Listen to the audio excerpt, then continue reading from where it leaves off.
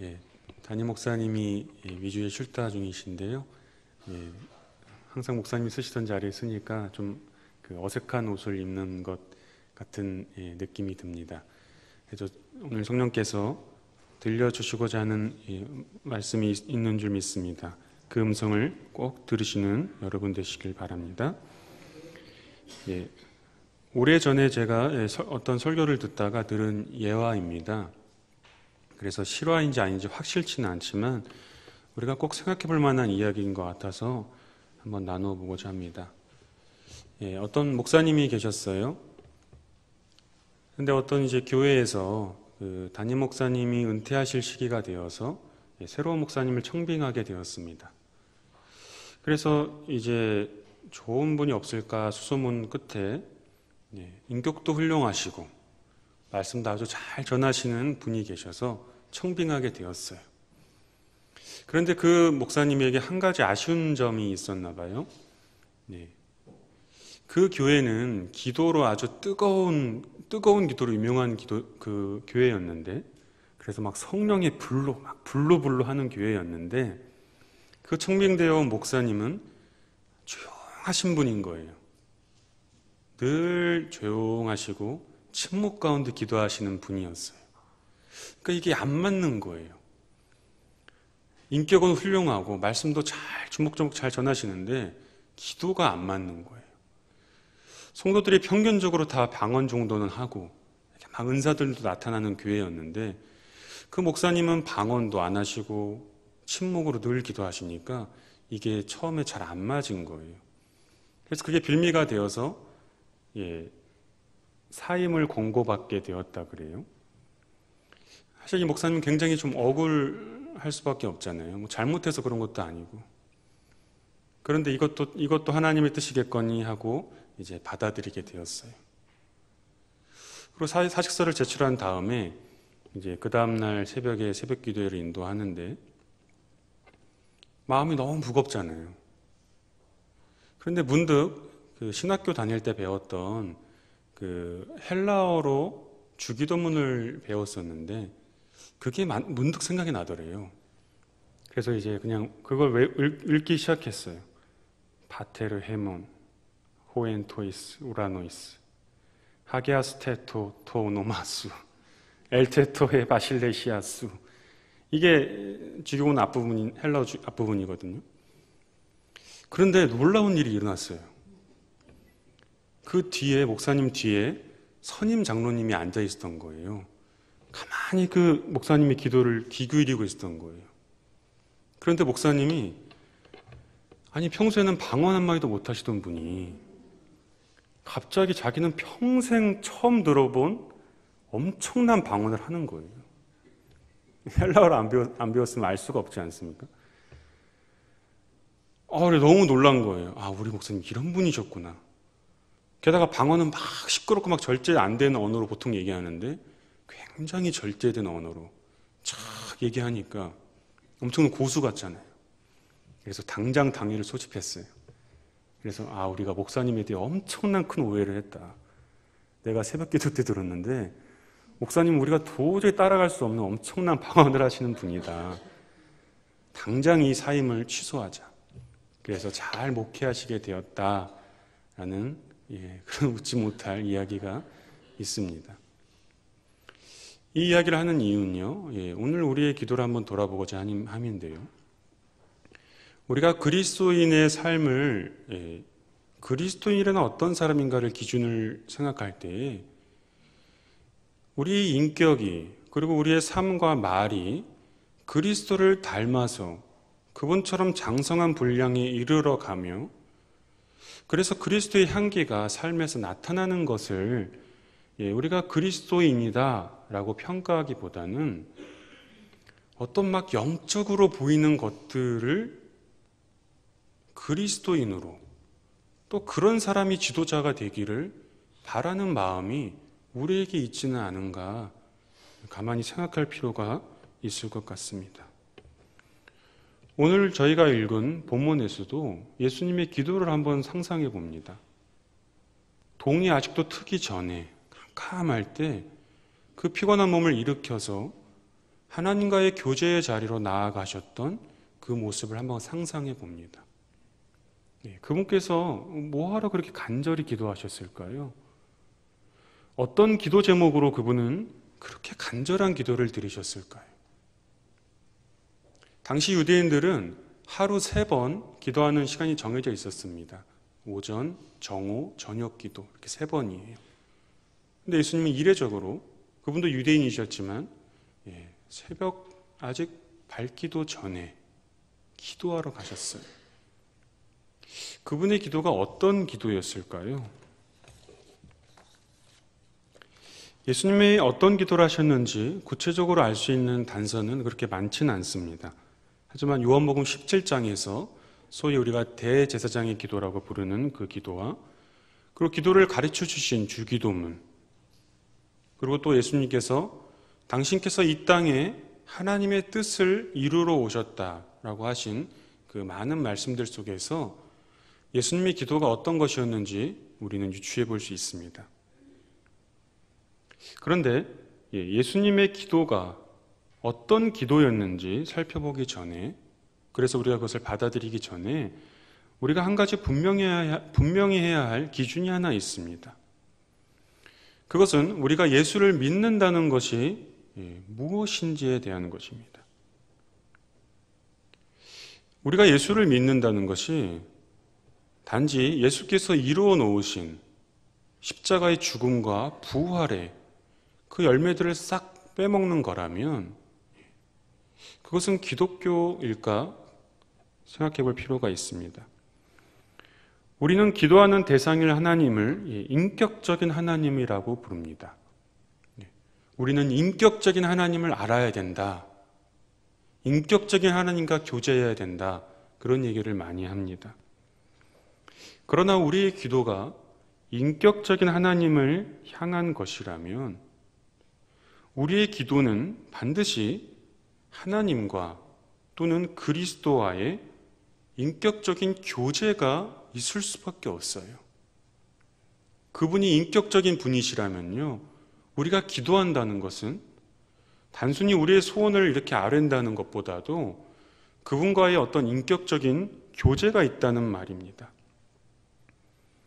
하나님이 인격적이라는 것은 그분이 인간이나 또 비슷한 동류의 분이라는 의미가 아닙니다. 그분은 인간이 아니라 하나님이신데요. 그러므로 그분이 인격적인 분이라는 것은 그분이 인간이 알 수 있는 방식으로 우리에게 다가오신다는 거예요. 하나님이 인격적인 분이시라는 것은요, 우리가 하나님을 인식할 수 있도록 우리에게 다가오신다는 말입니다. 그리고 그 하나님의 인격적 특성의 절정이 인간이 되신 예수 그리스도입니다. 그러므로 우리가 인격적인 하나님께 기도한다는 것은요, 반드시 인간이 되신 예수 그리스도의 삶과 매우 밀접한 관련을 맺을 수밖에 없어요. 만약에 우리의 기도가 인격적인 하나님께 드려지는 것인데 그것이 인간이 되신 예수 그리스도와 밀접한 관계를 맺지 않는 것이라면 우리의 기도는 대상만 달라졌을 뿐 부처 앞에서 비는 것이나 혹은 무속인에게 묻는 것이나 혹은 예전에 우리 조상들이 물을 떠놓고 간절히 소원을 구하던 것과 다른 것이 무엇인지 곰곰이 생각해 볼 필요가 있습니다. 인격적인 하나님을 향한 우리의 기도는 반드시 인간이 되신 예수 그리스도의 삶 전체와 연관을 맺게 되어집니다. 그렇지 않으면은 그것이 과연 인격적인 하나님과의 교제를 이루는 기도인가 생각해 볼 필요가 있다는 것입니다. 따라서 우리의 믿음은 그리스도께서 사셨던 전 생애를 믿고 그분의 삶을 뒤따르는 것을 말합니다. 우리의 기도가 그리스도를 따르는 삶이 전제되어 있지 않으면은 그것은 온전한 의미에서의 기도가 아닙니다. 기도가 아예 아니라고 말할 수는 없겠어요. 아직 아장아장 걸어다니는 아이에게 성숙한 어른에게 요구할 수 있는 것을 말할 수는 없지 않습니까? 아기 때는 아기의 일이 있어요. 그러나 자라나는 것입니다. 생명이 있으면 자라납니다. 다만 생명이 없으면 그대로 있죠. 우리의 기도가 우리가 원하는 어떤 소원들을 구하는 것 자체는 잘못되지 않았습니다. 우리는 그만큼 연약합니다. 그만큼 우리 도움을 필요로 하는 연약한 존재들이에요. 그럼에도 불구하고 우리의 기도가 늘 거기에만 머물러 있다면 우리는 그리스도인으로서 그리스도의 장성한 분량으로 자라나는 사람들이 아니라 여전히 주술적인 거기에만 머물러 있는 우리 신앙이 됩니다. 우리 안에 그리스도의 생명이 있다면 우리는 반드시 자라나게 되어 있는데 그 자라나는 모습은 인간이 되신 예수 그리스도를 닮아가는 것입니다. 그래서 반드시 우리의 기도도 인간이 되신 예수 그리스도의 삶 전체가 우리의 삶에 묻어나서 예수께서 걸어가셨던 그 자기분의 길, 십자가의 길 위에서 우리의 기도가 이루어지게 됩니다. 그것이 참다운 성숙한 그리스도인의 기도가 될 것입니다. 그러므로 우리가 예수를 믿는다는 것, 그것이 예수께서 이루어 놓으신, 예수는 우리가 범죄한 것 때문에 내어줌이 되고 우리를 의롭다 하시기 위하여 다시 살아났다. 이것은 예수님의 전생의 열매입니다. 그것만은 우리가 쏙 취한다면 그것은 사실은 진정으로 예수를 믿는 것이 아닙니다. 예수님이 자신의 사명 선언을 하셨는데요. 누가복음 4장 18절 19절에서 말씀하셨어요. 소위 취임 설교라고 이렇게 부르는 설교인데요. 구약 성경 이사야서의 60장의 말씀을 당신의 것으로 받아들이셨습니다. 그러면서 이렇게 얘기하셨죠. 주의 성령이 내게 임하셨으니 이는 가난한 자에게 복음을 전하게 하시려고 내게 기름을 부으시고 나를 보내사 포로된 자에게 자유를, 눈먼 자에게 다시 보게 함을, 눌린 자를 자유롭게 하고 주의 은혜를 전파하게 하려 하심이라 그랬습니다. 이것이 예수님의 생애의 사명이었어요. 이 구절 어디에도 나는 너희를 위하여서 죽고 살아나야 된다, 그런 말이 없어요. 가난한 자를 부욕해 하고 눈먼 자를 다시 보게 하고 눌린 자에게 자유를 주기 위하여서, 그 목적을 위하여서 예수님은 죽으시고 부활하신 거예요. 죽고 부활하러 이 땅에 오신 것이 아닙니다. 당신의 사명을 위하여서 그 길을 걸어가다 보니 그 길은 죽음의 길이었고 부활의 길이었던 거예요. 처음부터 어느 때가 되면 죽어야지, 또 어느 때가 되면 일어나겠지, 이런 논리적인 결과가 아닙니다. 그분의 새벽에 일찍 일어나 하신 기도는 그러한 하나님의 뜻에 완전히 순복하기 위한 그런 간절한 기도였던 것입니다. 그분의 죽음과 부활은 그래서 그분의 공생의 전체와 연관을 맺고요, 그 연속성 상에 있습니다. 복음은 예수 그리스도입니다. 예수가 그리스도라는 것이 바로 복음입니다. 그렇다면요, 쉽게 비유하자면 박승현이 복음이면요, 박승현이 어떻게 이뤄놓은 딱 이것만 열매가 아니라요, 삶 전체가 복음이 되어야 돼요. 우리가 복음이 예수 그리스도라고, 복음의 내용이 바로 예수가 그리스도라고 고백한다는 것은요, 그분 생애 전체를 말합니다. 그분 생애 전체가 우리에게 복된 소식이에요. 그분이 죽고 부활한 것만이 복된 소식이 아닙니다. 그분의 생애 전체가 복음이에요. 그리고 우리의 믿음은 그분의 생애 전체를 믿고 그 삶이 우리의 것임을 받아들이는 것입니다. 내가 없어지지 않아요. 내가 분리되어지지 않습니다. 내가 거기에 참여하는 거예요. 마치 그리스도께서 아까 말했듯이 이사야 60장의 이사야의 그 비전을, 하나님이 이사야에게 주셨던 그 마음이 담긴 그 이사야 60장에서 1절 3절의 말씀을 당신의 것으로 받아들여서 그대로 사셨듯이 오늘 우리에게도 그 예수님의 사명이, 예수님의 삶이 우리의 것이 되기를 예수님은 바라고 계시는 거예요. 비로소 그때 인간이 되신 예수 그리스도와 우리와 만남이 이루어집니다. 절대자로서 하나님께 우리가 무엇을 자꾸 구하기만 한다면 그분은 인격적으로 우리가 교류하는 분은 아니에요. 우리가 뭐 화살 기도라 그러는데 이렇게 막 쏘아 올릴 뿐이지, 그분이 우리와 인격적인 관계를 맺는 분은 아니에요. 그래서 그런 기도라면, 그런 신앙생활이라면 성숙한 의미에서, 온전한 의미에서 그리스도교 신앙은 아닙니다. 완전히 아니라고도 말할 수 없겠지만 그리스도를 닮아가는 신앙은 아니에요.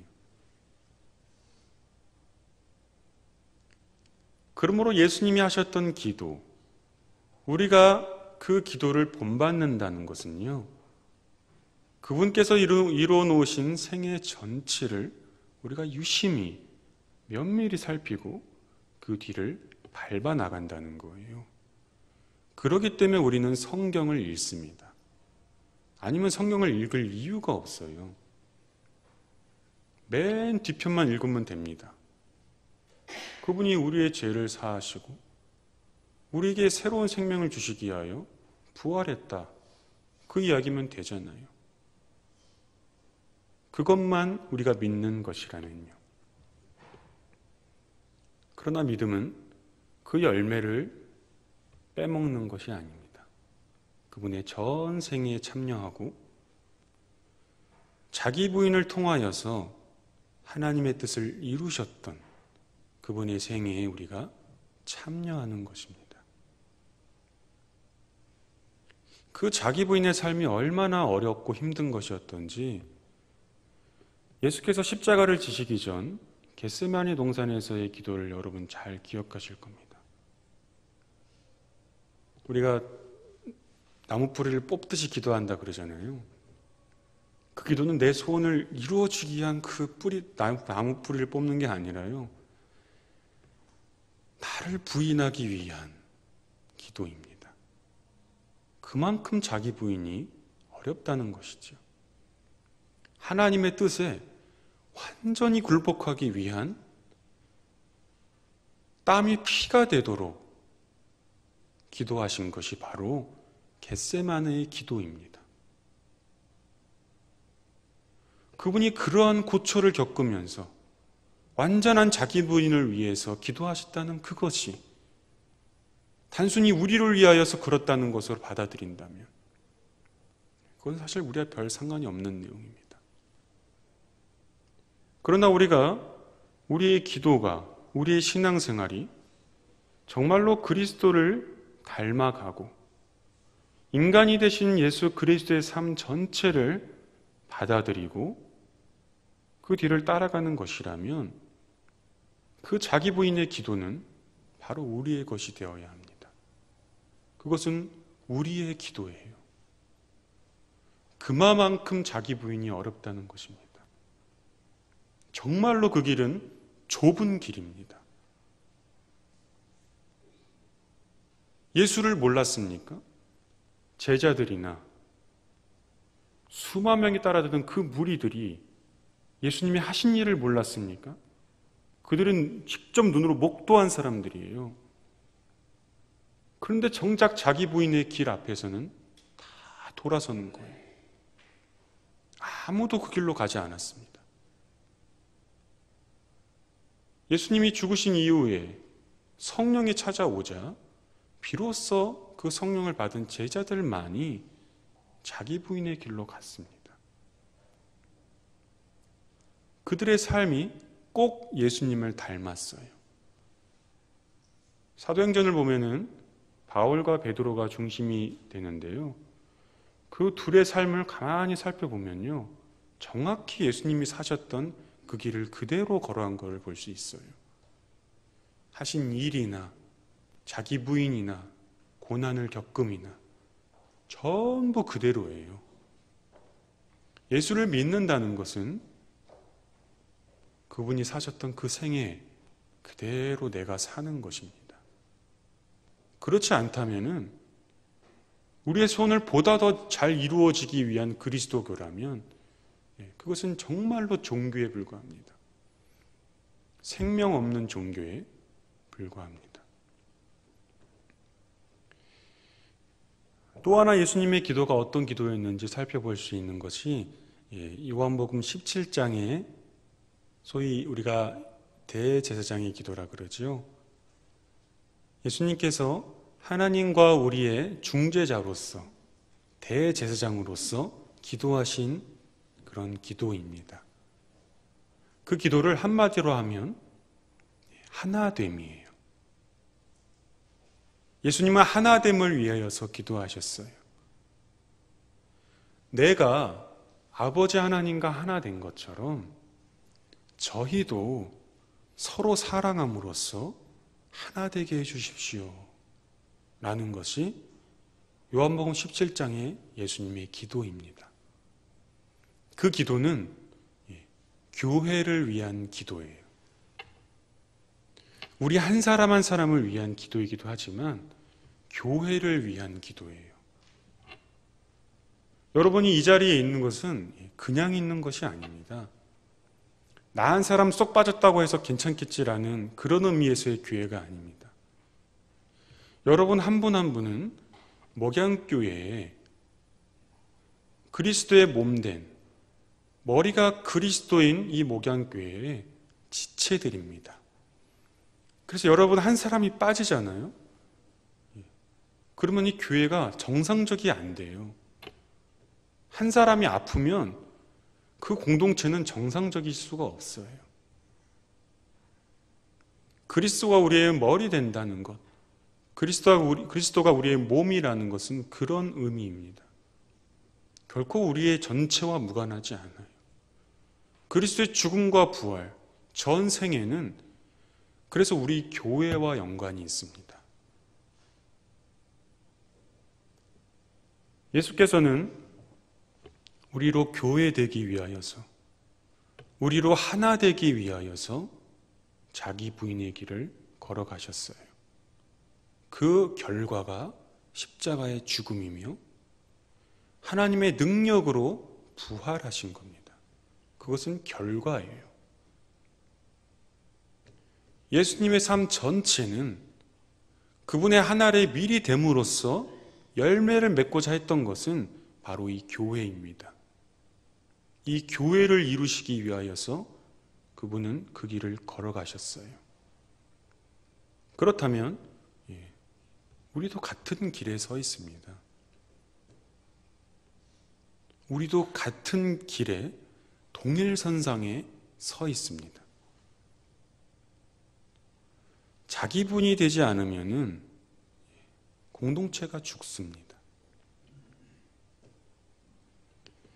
많은 목회자들과 그리고 신앙생활을 하는 여러분들이 좌우명으로 삼는 그 글귀가 있어요. 제가 한자라 잘 기억이 안 나서 봐야겠습니다. 아사교회생, 아생교회사라는 말이죠. 많이 들어보셨을 거예요. 내가 죽으면 교회가 살고 내가 살면 교회는 죽는다. 그런 말이죠. 예수님이 딱 그러셨어요. 당신이 하나님의 미리 됨으로써 우리가 교회가 되었습니다. 하나님의 미리 죽어 많은 열매를 맺었는데 그게 교회가 되었습니다. 그분이 만약에 그 겟세마네의 기도를 통하여서 자기 부인의 길을 그리고 하나님의 뜻에 완전히 순복하는 길로 가지 않으셨다면 교회는 없습니다. 우리도 같은 길에 서 있습니다. 그분의 길과 우리의 길이 동떨어져 있는 것이 아니에요. 기도와 삶이 매우 밀접한 것이라면 우리의 기도가 인격적인 하나님께 인간이 되신 예수 그리스도의 삶과 밀접한 관련을 맺는다면 우리의 삶도 우리의 기도도 바로 예수께서 기도하셨던 그 자기 부인의 길 위에 서 있습니다. 그리고 그것은 나를 위한 것이 아니라 교회를 위한 것입니다. 그래서 곧 나를 위한 것입니다. 먼저는 교회예요. 예수께서 죽으심으로 교회를 이루셨듯이 교회를 살리셨듯이 세우셨듯이 여러분 한 분 한 분이 자기 부인을 통하여서 교회가 살아나는 것입니다. 그렇지 않으면 교회는 살 수가 없어요. 내가 인정받으려고 하는 순간, 내가 억울한 일을 막 송토하는 순간, 나의 시기와 질투가 밖으로 막 분출되는 순간 교회는 죽습니다. 나를 보호하기 위해서 우리는 그래요. 그러나 예수님은 우리의 마음속에 있는 것들에 대해서 이렇게 얘기하셨어요. 우리의 마음에는 음란, 도둑질, 살인, 간음, 탐욕, 악독, 속임, 음탕, 질투, 비방, 교만, 우매함이 있다는 거예요. 그런 것들이 우리의 마음속에서 나와서 우리를 더럽히고 우리의 교회를 더럽힌다 라는 것이 주님의 말씀입니다. 우리도 예수님과 동일한 길에 서 있어요. 우리 마음속에 그러한 것들이 있음을 여러분이 인식하셨다면 자기 부인의 좁은 길로 들어가십시오. 거듭남은, 죄사함은 자기 인식이 시작이잖아요. 내가 어떤 인간인지, 소위 우리가 예레미야 17장에서 말하는 만물보다 부패한 더러운 인간이라는 것을 인식하지 못하면 은혜도 없지요. 은혜 받을 이유도 없는데 왜 은혜가 나에게 주어집니까? 내가 그러한 인간이라는 자기 인식 속에 은혜가 부어지는 거잖아요. 그러나 거기서 끝나는 것이 아닙니다. 거기서 우리 신앙생활이 끝나버리면 우리는 앞서 말한 그 열매만 쏙쏙 빼먹는 신앙밖에 안 돼요. 거기에 그대로 머물러 있을 수밖에 없어요. 우리가 우리 자신을 깨닫게 되어지고 하나님의 얼마나 긍휼하신 분이신지를 깨닫게 되었다는 것은요, 하나님의 은혜로 우리가 그것을 알게 되었다는 것은요, 바로 예수님이 걸어가셨던 그 자기 부인의 길로 우리를 부르고 계신다는 거예요. 거기가 우리가 있어야 할 신앙의 자리입니다. 자기 부인의 길이 교회를 살립니다. 나를 부인하는 건 어렵죠. 내 마음속에 일어나는 시기와 음란함, 탐욕, 그거를 억누른다는 것은 야고보가 이 입을 지옥의 불길 같다 그랬는데 여기에서 그것들이 이루 나오면 끌 수가 없습니다. 그러나 하나님이 무한한 긍휼하심으로 우리를 불쌍히 여겨주셨다는 것은 그 입을 닫을 것을 요청하고 있는 것입니다. 자기 부인이지요. 그래서 오래전부터 우리 믿음의 선배들은 침묵을 그렇게 귀하게 여겼어요. 심지어는 침묵은 곧 하나님이다, 그런 얘기도 했어요. 옛날의 믿음의 선진들. 우리를 자기 부인의 자리로 하나님은 부르고 계십니다. 그것은 번영신학과 기복신학과는 다른 이야기예요. 우리의 삶에 기본적인 필요가 필요하지 않다는 말이 아닙니다. 우리는 필요해요. 우리는 돈이 필요합니다. 살아갈 집이 필요하고요. 우리를 보호해줄 옷이 필요합니다. 그러나 주님께서 하늘아버지가 다 그것들을 아시니 너희는 먼저 그의 나라와 의를 구하라 하신 그 믿음이 있는데, 그 믿음이 있으면 그 기도 할 필요 없지 않습니까? 그 믿음이 없으면 그 기도를 해야지요. 어떻게 하겠습니까? 그런데 주님이 부르신 자리는, 계속해서 복음서를 통해 주님이 말씀하신 믿음의 자리는 그 자리가 아니거든요. 우리로 자라날 것을, 성숙할 것을 요청하고 계시거든요. 그리고 그 자리는 바로 자기 부인의 자리거든요. 먼저는 하나님의 조건 없는 무한한 사랑을 우리가 경험해야 됩니다.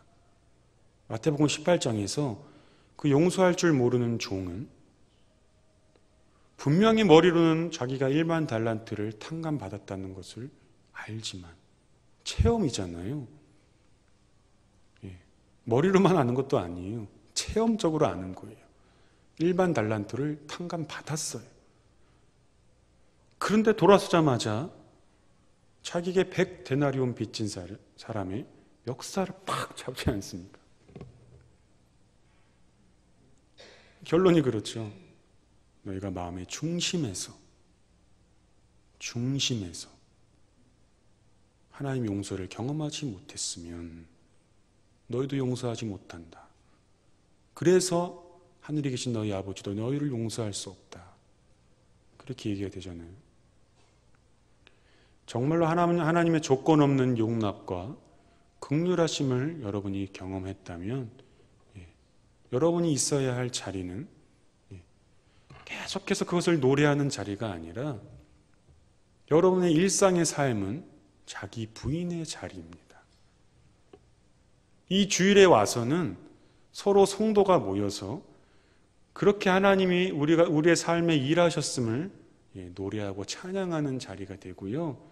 여러분의 일주일간의 삶에서는 여러분의 삶의 자리는 자기 부인의 자리입니다. 그곳으로 하나님은 우리를 부르고 계십니다. 예수께서 자기 부인을 통해서 하나님의 뜻에 완전히 순복하시기 위해 기도하셨듯이, 또한 그분이 죽음과 부활을 통해 교회를 살리고자 하셨듯이 우리도 동일한 자리로 부름받았습니다. 그리스도와 같이, 그리스도처럼 자기 부인을 통해 하나님의 뜻에 순복하게 되기를 바랍니다. 여러분의 자기 부인의 죽음을 통해서 교회가 살아나기를 바랍니다. 그래서 이러한 기도의 열매로 너와 내가 그리스도 안에서 함께 공존하고 살아가는 우리 목양교회가 되기를 간절히 바랍니다.